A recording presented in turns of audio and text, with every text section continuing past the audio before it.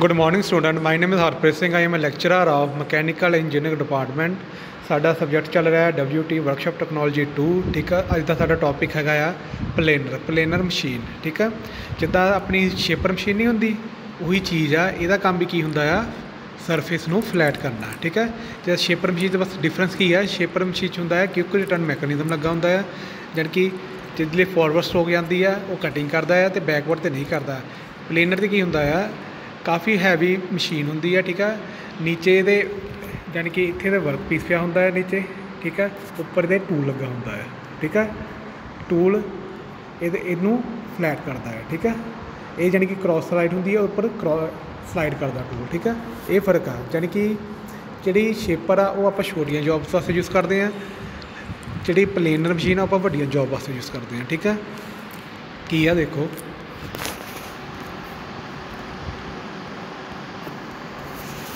Planning की होंदी है, a machine tool operation in which a matter is removed.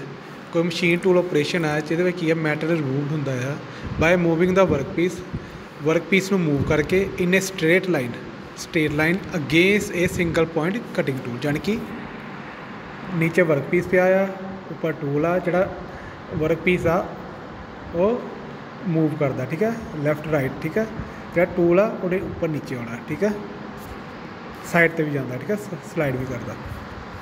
ठीक है, cutting tool mainly for producing large flat surface, कोई वड्डा सरफेस जिहड़ा नूं फ्लैट करने वास्ते इज़ नोन एज प्लेनिंग। ठीक है, ये machine tool design to remove metal, जिहड़ा मशीन टूल पर डिज़ाइन किया है मैटल रिमूव करने वास्ते by moving the work in straight line against a single point cutting tool mainly for producing large flat surface. जिन्हें लार्ज फ्लैट सरफेस प्रोड्यूस करते हैं उन्होंने कहते हैं is known as planing machine. उन्होंने आप कहते हैं प्लेनिंग मशीन, जिन्होंं आप कहते हैं प्लेनर। ठीक है, उन्होंने आप कहते हैं planar.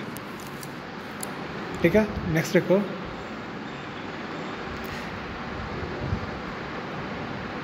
Example of planer machine. Example कि देंगे प्लेनर च some of the example of work generally machine on a planer for large flat surface or milling machine and planer table. ठीक है, bases and frame of all kind of machine, जोड़े base होंगे आ। ठीक है, तो frame बनते हैं जोड़े यानी कि फ्लैट होंगे सीधे वो बनते हैं प्लेनर मशीन। ठीक है, लेथ कैरेज एंड बेस। ठीक है, लेथ कैरेज जिथे टूल पोस्ट होंगे वो नीचे जोड़े होंगे उन्होंने कैरेज कहते हैं वो बनते हैं। ठीक है, shaper and slotter column and ram, जी शेपर उपर रैम लगी होंगी वो बनते हैं। लोकोमोटिव फ्रेम बनते हैं। ठीक है, printing press base and frame, printing press के बेस से फ्रेम बनते हैं। ठीक है, रोल मिलिंग बेरिंग बनते हैं, प्रैशर प्लेट्स बनदियाँ इन्हें। ठीक है, फोर्जिंग हैमर बॉडी बनते हैं, इलैक्ट्रिक मोटर फ्रेम बनते हैं, गाइड रैम बनते हैं, तो डाइज फिक्चर एंड जिग बनते हैं। ठीक है, पूछ सकते हैं क्वेश्चन आ सकता कि एग्जाम्पल दसो प्लेनर वर्क की किहड़ी होंगी। ठीक है, ये होंगी अगे की है देखो principle of working of planer किदा यह वर्क करती है। ठीक है, in the working of planer the work is held rigidly on the work table, यानी जो वर्क पीस होंगे टेबल के उपर होंगे है। While tool is held in the tool had of the machine, जोड़ा टूल होंगे है टूल हैड नाल लगा होंगे है। ठीक है, द वर्क टेबल रेसिपिएट, जो वर्क टेबल आ उपर नीचे होंगे है। ठीक है, reciprocate and thus move the work in straight line past the stationary tool, यानी जो टूल आ स्टेशनरी है। ठीक है, जो वर्क आ मूव कर रहा है। देखो आ देखो जोड़ा वर्क आ यानी कि टेबल है थोड़ा टेबल के नीचे टेबल आ उपर वर्क पीस पे आया वो मूव कर रहा है। ठीक है, जोड़ा टूल आ वो स्टेबल आ उपर स्टेशनरी है। ठीक है, in the reciprocation of the table working and idle stroke take place alternately the tool perform metal removal operation during the working stroke.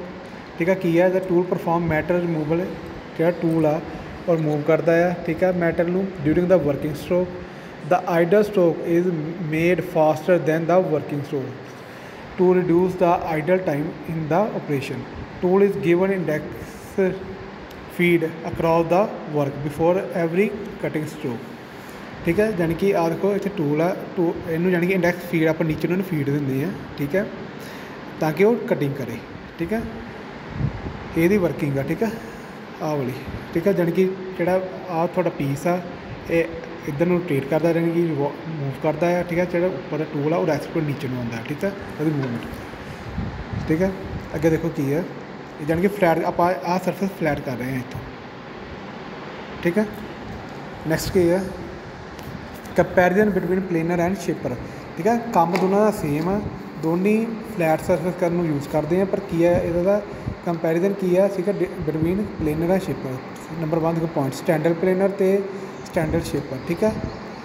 Size of work पहला प्लेनर दे it is specially adopt to heavy work है, it is heavy duty machine, ठीक है। कितने use होंगी है, heavy duty machine है, हैवी कामों वास्ते आप इन्हू यूज़ करते हैं।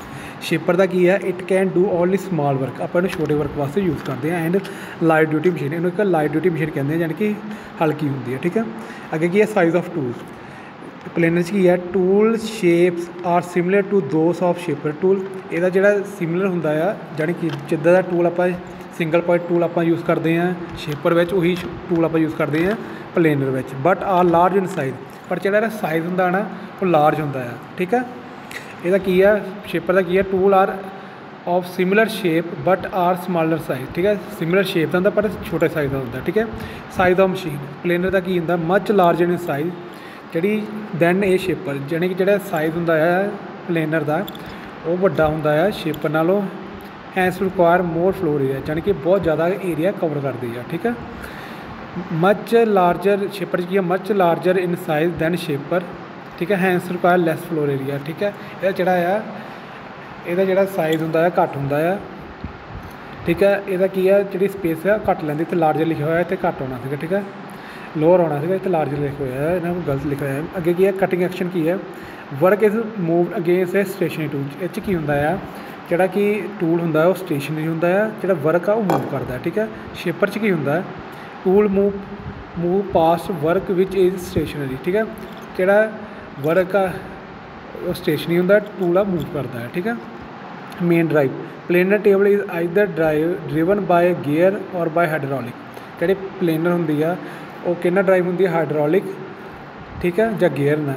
शेपर की होंगी है shaper ram can also be driven by gear, जी शेपर ड्राइव होंगी है गियर ना भी होंगी है हाइड्रोलिक ना होंगी, but is normally driven by quick return mechanism, ठीक है। ये क्विक रिटर्न मैकेनिज्म होंगी है, क्विक रिटर्न मैकेनिज्म की है मैं पहले भी दसिया है, यानी कि आ थोड़ा वर्क पीस आ इत्थे रैम होंगी है शेपर की, ठीक है। शेपर इत्थे रैम आ ये टूल लगा होंगे है, ठीक है। जिले इन्हें अगे नूं जाना फिर बैक आना, अगे नूं जाना बैक आना, यानी क्विक रिटर्न मैकेनिज्म अगे जाके फिर बैक, जिले अगे जाना है इत्थे यानी कि साडा वर्क पीस आ उदों उन्हें कटिंग कर देनी है, जिले बैक आना उदों कटिंग नहीं होनी, ठीक है। ये होंगे क्विक रिटर्न मैकेनिज्म। अगे की है velocity during cutting most planar approach constant velocity cut in their operation, ठीक है। ये जी है कॉन्स्टेंट वेलोसिटी होंगी है शेपर की most shaper approach varying velocity, जी वेलोसिटी वैरी करती है cut in their operation. Depth of cut कितना इतना डीपर कट आप लाते हैं, यानी बहुत डीप कट ला सकते हैं प्लेनर शेपर की लैस डीप कट, यानी कि मोस्टली 4 या 5 mm तक, ठीक है। जो दूजा प्लेनर उस वड्डा कट ला सकते क्योंकि आप वड्डा टूल यूज़ कर रहे हैं हैवी है, ठीक है।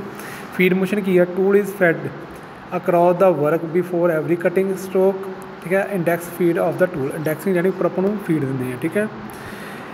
अगे की है शेपर की है it is usually the work in horizontal shaping which is fed across the tool before every cutting stroke, ठीक है।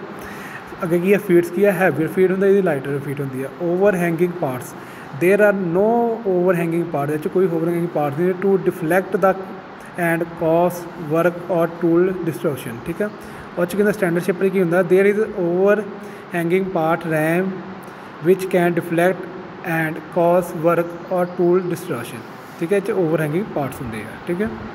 नैक्सट की है जोड़े उपर लटके होंगे यानी कि ओवर हैंगिंग यानी कि टूल्स का आप उपर टूल हैड नाल लटकिया हुआ, ठीक है। नैक्सट की है number of tool use at a time, ठीक है। शेपर प्लेनर की होंगे मोर दैन 1 टूल, एक तो ज़्यादा आप टूल यूज़ कर सकते हैं। At time depend upon the number of tool head, यानी कि टूल हैड होंगे उपर टूल लगे होंगे हैड किन्ने हैं, ठीक है। Provide in the machine had एक भी हो सकता 2 भी हो 3 भी हो सकते हैं, ठीक है। अगे की है शेपर की है देर इज़ 1 टूल उस सिर्फ एक टूल लगा होंगे shaper and head and hence usually 1 tool perform matter removal at a time, ठीक है। एक ही जोड़ा है टूल रिमूव करता है मैटल, ठीक है। अगे की है problem of self variation in a cut ਜੀ problem is due to the its size, ਵੱਡੀ ਪ੍ਰੋਬਲਮ ਹੈ ਇਹਦਾ ਸਾਈਜ਼ ਵੱਡਾ ਹੁੰਦਾ। It is the change of oil film thickness in the bed way the heavy loads, ਠੀਕ ਹੈ। ਨੀਚੇ ਇੱਕ ਥਿਕਨੈਸ ਹੁੰਦੀ ਹੈ, ਠੀਕ ਹੈ, ਬੈੱਡ ਦੀ ਹੁੰਦੀ ਹੈ, ਜਿਹੜੀ ਫਿਲਮ ਹੁੰਦੀ ਹੈ ਇੱਕ ਲੁਬਰੀਕੇਸ਼ਨ ਦੀ, ਠੀਕ ਹੈ। ਇਫ ਏ ਕੱਟ is begun on a heavy job, the cut must be finished without stopping the machine. If the machine was to be stopped, the oil film supported the table would decrease in thickness. ਜਦੋਂ ਆਪਾਂ ਨੂੰ stop ਕਰਦੇ ਹਾਂ ਉਹਦੀ thickness ਜਿਹੜੀ decrease ਹੋ ਜਾਂਦੀ ਹੈ। And when the machine was start again, the cut would be different until the oil film build up to its original value, ठीक है। In this particular instance, the planer operator always check his tool before, ਜਿਹੜਾ ਹੁੰਦਾ ਆ operator ਹੁੰਦਾ ਪਹਿਲਾਂ check ਕਰਦਾ tool ਨੂੰ before beginning ਇਹ ਕੱਟ, ਜਦੋਂ ਕੱਟ ਲਾਉਂਦਾ to make sure they will last to finish it, ਯਾਨੀ ਕਿ ਇੱਕ ਵਾਰ ਜੇ ਉਹਨੇ ਸਟਾਰਟ ਕਰਤਾ ਲਾਸਟ ਤੱਕ ਉਹੀ ਚੱਲੇ, ਠੀਕ ਹੈ, ਯਾਨੀ ਕਿ ਵਿੱਚ ਸਟਾਪ ਨਾ ਹੋਵੇ ਮਸ਼ੀਨ। ਇਹ 'ਚ ਕੀ ਹੁੰਦਾ, ਨੋ ਸੱਚ ਪ੍ਰੋਬਲਮ ਇਜ਼ ਵੋਇਸ, ਕਿ ਇਹ 'ਚ ਠੀਕ ਹੈ, ਇਹ 'ਚ ਕੋਈ ਵੀ ਇਹ ਪ੍ਰੋਬਲਮ ਨਹੀਂ ਆਉਂਦੀ, ਠੀਕ ਹੈ, ਸ਼ੇਪਰ 'ਚ, ਠੀਕ ਹੈ। ਇਹ 'ਚ ਕੋਈ ਵੀ ਤੁਹਾਨੂੰ ਕੋਈ ਡਾਊਟ ਹੋਵੇ ਮੇਰੇ ਤੋਂ ਪੁੱਛ ਲੈਣਾ, ਠੀਕ ਹੈ। ਡਿਫਰੈਂਸ ਬਿਟਵੀਨ ਪਲੇਨਰ ਐਂਡ ਸ਼ੇਪਰ 'ਚ, ਠੀਕ ਹੈ। ਸ਼ੇਪਰ ਦਾ ਕੰਮ ਕੀ ਹੈ ਅਤੇ ਪਲੇਨਰ ਦਾ ਕੀ ਹੈ ਤੁਹਾਨੂੰ ਦੱਸਤਾ ਹੈ। ਜਿਹੜਾ ਸ਼ੇਪਰ ਹੁੰਦੀ ਆ ਸਮੋਲ ਜੋਬ ਵਾਸਤੇ ਯੂਜ਼ ਕਰਦੇ ਆ, ਠੀਕ ਹੈ। ਪਲੇਨਰ ਹੈਵੀ ਜੋਬ ਵਾਸਤੇ, ਕੰਮ ਦੋਨਾਂ ਦਾ ਸੇਮ ਆ, ਫਲੈਟਨੈਸ ਕਰਨ ਨੂੰ ਕੰਮ ਆਉਂਦੇ ਆ, ਠੀਕ ਹੈ।